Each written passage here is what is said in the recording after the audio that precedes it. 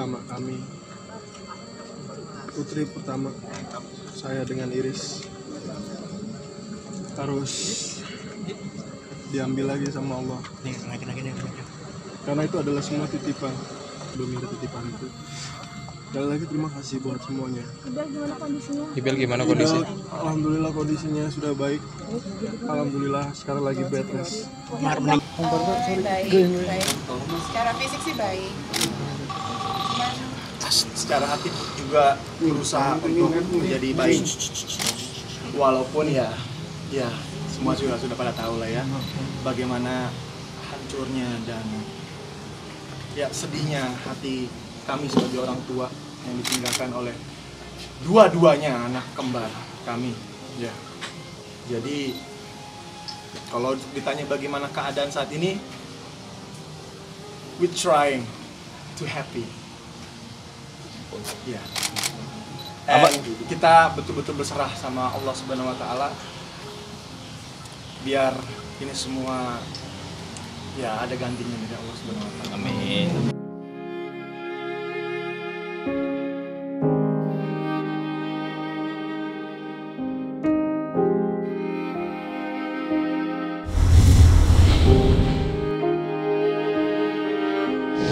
Ini Ibu Iris ini datang pada hari Jumat pagi sudah stage 4 ya, 1 sampai 5 datang ke kami stage 4. Janin yang resipien sudah bengkak jantungnya dan seluruh tubuhnya bengkak, sedangkan yang donor sudah kecil pertumbuhannya sangat kecil. Secara sesar masih di dalam, ya meninggalnya di dalam. Ya. Itu akibat dari sebagian kecil plasenta yang lepas, disebutnya solusio. Jadi lepasnya plasenta dari letaknya yang normal. Solusio itu sendiri disebabkan oleh preeklamsi. Preeklamsi di sini karena mirror syndrome tadi. Oh, berarti disebabkan oleh mirror syndrome sendiri. Salah satu komplikasinya adalah ke preeklamsi atau disertai dengan preeklamsi. Preeklamsi kan tekanan darahnya naik, yang menyebabkan plasentanya lepas. Plasenta lepas, aliran darah dari ibu ke janin tidak ada, sehingga janinnya meninggal. Jadi pada pagi hari Minggu itu saya datang visit, itu jam 7, itu detak jantungnya ada. Oh, saya ada. Ya, memang ibunya sudah mulai tekanan darahnya naik, kemudian sudah mulai sesak, mirror syndrome-nya udah mulai muncul Minggu pagi. Gitu. Siang jam 9 kan mesti diawasi ketat, jadi pasien ini dipindah ke HDU namanya, high care unit. Jadi supaya ketat. Nah, pas di HDU di USG sudah nggak ada, sudah tidak ada detak jantung. Iya. Berarti waktu di ruangan masih ada. Oh, berarti jadi sangat singkat. Diperkirakan sendiri jam 9 ya, itu sudah jam 8 lah. Sangat jarang. Nanti diklik di Google. Rare case, sangat jarang. Saya sendiri menemui seperti ini mungkin yang kedua. Nggak ada hubungannya sama capek. Ya, patofisiologinya gitu.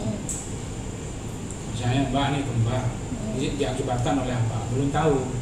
Kan kembar sendiri selain karena keturunan juga ada ya yang spontan. Jadi dengan kehamilan kembar ini yang TTTS itu yang menyebabkan janin yang satu hidrop kan bengkak. Nah itu terus menyebabkan mirrosis. Plasentanya satu ya. Plasentanya satu. Kasus TTTS itu selalu satu plasenta. Plasentanya satu, tali pusatnya 2. Dia ada sekatnya, tapi di dalam plasenta itu ada sambungan aliran darah di situ, sebagian nyambung, jadi ngalir terus. Itu namanya TTTS. Jadi kalau hamil, USG ntar aja, ini nggak boleh gitu, nggak boleh lagi gitu. Kalau di London tuh, setiap orang hamil di trimester 1 harus di USG, dan yang USG itu yang expert, yang ahli, karena di situ bisa diprediksi ini bakal TTTS, ini bakal ada kelainan, ini bayinya kembar, ini tunggal.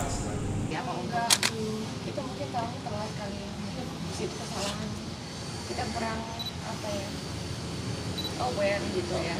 Kami sudah berusaha sebaik mungkin. Iya.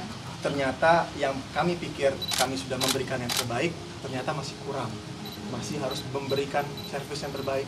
Karena kemarin ini Iris hamil sangat spesial ya. Anak kami itu kembar identik.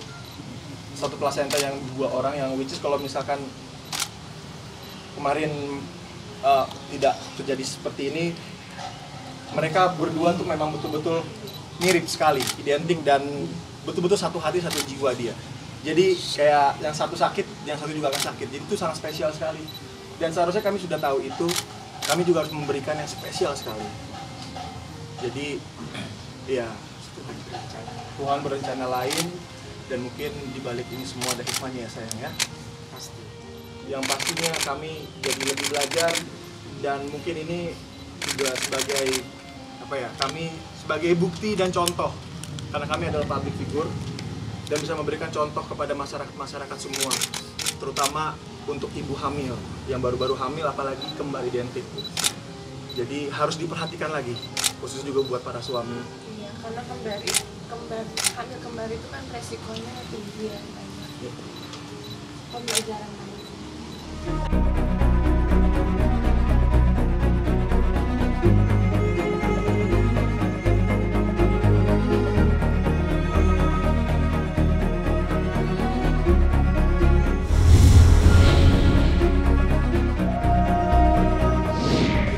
Bersyukur sekali saya mempunyai istri yang sangat luar biasa sekali.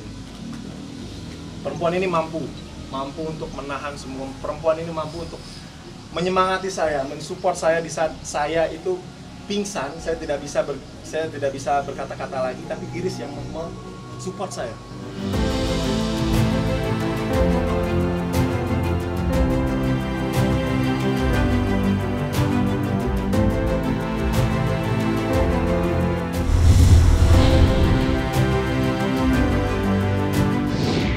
Kami baru beli rumah, alhamdulillah kami baru beli rumah yang kami dedikasikan memang itu untuk Ayona dan Ayora. Jadi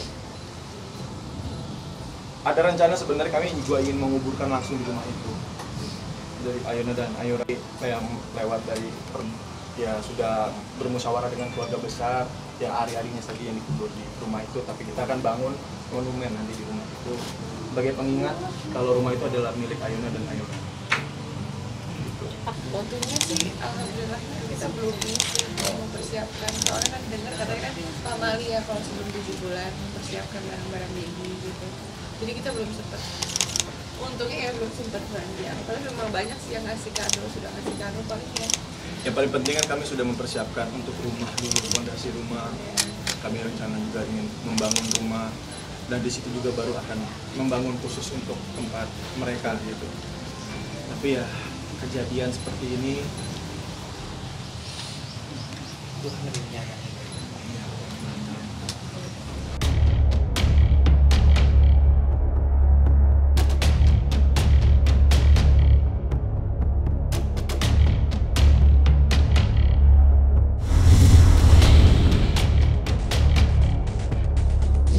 Sebagaimana kita ketahui bersama, benar adanya penangkapan atas nama Muhammad Anis Basuroh, yaitu suami dari Dawiyah adik saya,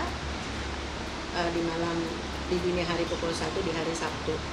Terus terang, kami juga keluarga sama terkejutnya semua yang mendapat berita itu, karena selama ini kami mendapatkan semuanya berjalan baik-baik saja, nggak ada hal yang mencurigakan. Bahkan semua tahu, para media tahu, masyarakat tahu. Terakhir-akhir ini Dawiyah sendiri sudah kembali beraktivitas, kembali memenuhi panggilan-panggilan TV, on air ya, show juga, mengisi acara-acara dan sebagainya. Dan Muhammad sendiri juga sama seperti itu, yang kita tahu bahwa dia sudah berkegiatan kembali bekerja, membantu orang tuanya di daerah Condet. Jadi kejadian ini memang betul-betul merupakan kembali hentakan yang luar biasa mengagetkan kita. Kembali kita berucap innalillahi wa inna ilaihi rajiun, rupanya memang masih terus dan terus kita mengalami cobaan-cobaan yang seperti ini. Tapi insya Allah kembali kita keyakinan, kita yakini bahwa ini semua insya Allah adalah bentuk kasih sayang Allah dan kebaikan-kebaikan yang akan kita raih nantinya insya Allah. Amin. Walaupun tentunya peristiwa ini menjadi peristiwa yang amat sangat membuat kita semua kecewa, bukan saja kaget, kecewa, prihatin, sedih, bingung, juga mungkin ada sedikit marah pastinya. Dan rasa itu saya rasa menjadi rasa yang amat wajar, sebagaimana juga akan dirasakan oleh siapapun yang tertimpa musibah seperti ini. Mau pulang, Nah, itu karena saya takutnya nanti ketika pas di kereta atau apa segala macam ada yang bertanya, saya langsung menjelaskan sama Umi dengan cara-cara yang langsung get to the point. Saya bilang aman dulu sementara dia Umi besar hati. Itu pun Umi juga sempat shock di situ. Ini ulu hati saya kayak ada batu, bleduk aja. Ya Allah, apaan nih? Apaan, astagfirullahaladzim? Apalagi gitu. Aku juga kayak begitu, aku dikasih tahu ya istighfar aja deh sudah. Habis mau diapain kan semuanya mesti kita hadapi. Gitu. Oh iya, saya lupa sampaikan, Dawiyah kirim salam untuk semuanya. Untuk saat ini dia masih belum siap untuk bertemu rekan-rekan media karena dia masih butuh waktu untuk menenangkan diri. Tentunya Dawiyah adalah orang yang pertama paling shock dalam hal ini. Jadi itu Dawiyah sekarang dalam proses kita tenangin karena memang pada saat Dawiyah saya yang menyampaikan kejadian itu, gitu. Kebetulan kejadian itu Dawiyah berada di rumah saya.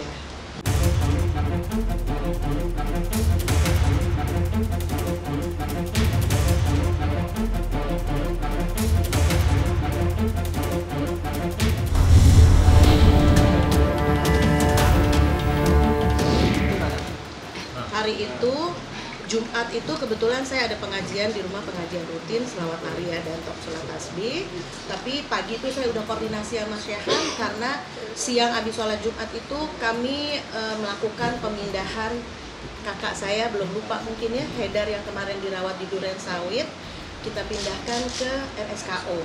Kenapa dipindahkan? Karena masa rawat melalui BPJS itu sudah habis 21 hari, tapi kami selaku keluarga merasa bahwa belum maksimal pengobatannya sehingga kami atur untuk dipindahkan ke SKO. Nah, itu yang terjadi. Setelah itu malam berlalu seperti biasa, kemudian pagi hari kita tahu memang Umi ada jadwal ngisi acara di Indramayu. Jadi pagi itu Umi nyanyi. Nah, kita juga di rumah kalau Sabtu, kita kalau di rumah kalau Sabtu biasanya bangunnya keluar kamar tuh agak siang.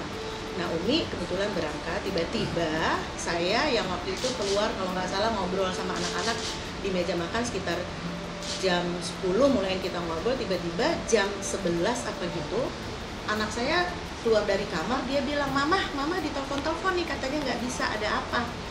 Saya bilang gitu. Terus dikasih tahu bahwa di rumah Cawang ada polisi, ada penggeledahan. Seperti itu, kaget tentunya. Kemudian saya tanya, siapa ini? Kenapa? Ada apa? Sebenarnya terus dikasih tahu bahwa Muhammad. Saya tanya, Dawiyah gimana? Dawiyah di mana? Gitu, ada apa kok bisa seperti ini? Dawiyah ikut Umi ke Indramayu. Ke Indramayu.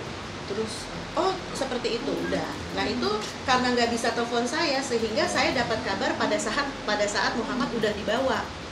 Jadi saya cuma, Dawiyah gimana? Saya kaget kan dengar kayak gitu. Terus ternyata begitu dia bilang, ini udah mau diproses bawa, ini Muhammad. Dawiyah pergi sama Umi ke Indramayu. Oh ya udah, alhamdulillah maksudnya bagaimana ya? Ya Dawiyah kan maksudnya nggak terlibat lagi untuk masalah itu. Terus kemudian setelah itu saya telepon ke Syekhan. Pada saat itu Syekhan sama Umi dalam perjalanan ke Indramayu dengan kereta. Saya telepon Syekhan, saya kasih tahu, Syekhan kamu deket Umi apa enggak? Gitu. Kenapa emangnya? Deket Dawiyah apa enggak? Hah? Kenapa emangnya? Enggak, pokoknya kakak Tria mau ngomong jauh dulu dari mereka. Aku bilang, kenapa? Terus saya kasih tahu, karena saya harus jaga supaya Umi nggak denger dulu. Kemana? Loh semalam dia nggak pulang. Gitu. Semalam, loh kenapa kok bisa nggak pulang? Selama ini kan baik-baik aja, kita nggak pernah dengar ada apa-apa. Terus dia bilang, enggak, aku memang. Terus dia nangis kan, kenapa nih gini, aku mau ribut kak. Gitu, rupanya ada ribut. Gitu. Jadi ya nggak tahu ceritanya seperti apa. Nanti mungkin Dawia bisa lebih menceritakan, tapi sebatas yang saya tahu, sebatas yang sudah bisa saya tanya sama Dawia, itulah yang terjadi, bahwa biasalah yang namanya rumah tangga, pastikan ada aja konfliknya segala macam. Nah, mungkin itu.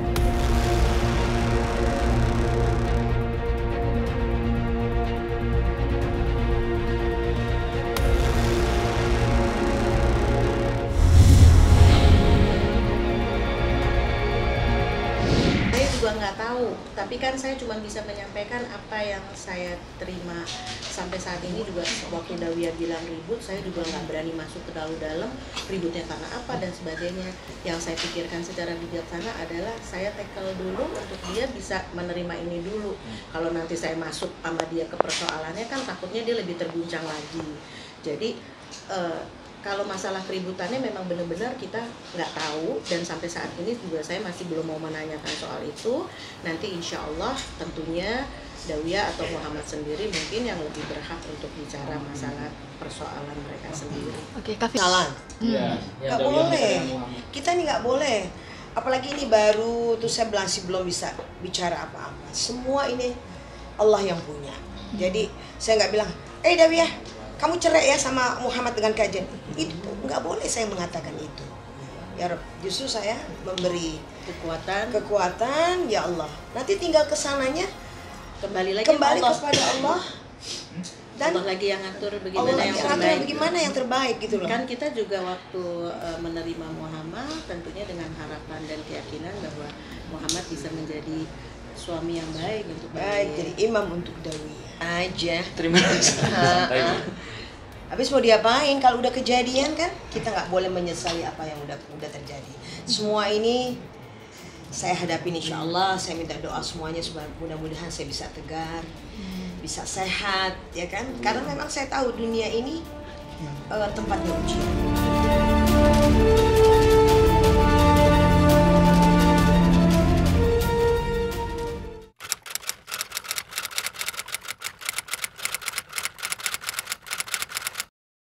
Jadi jangan lupa untuk subscribe Cumi Cumi.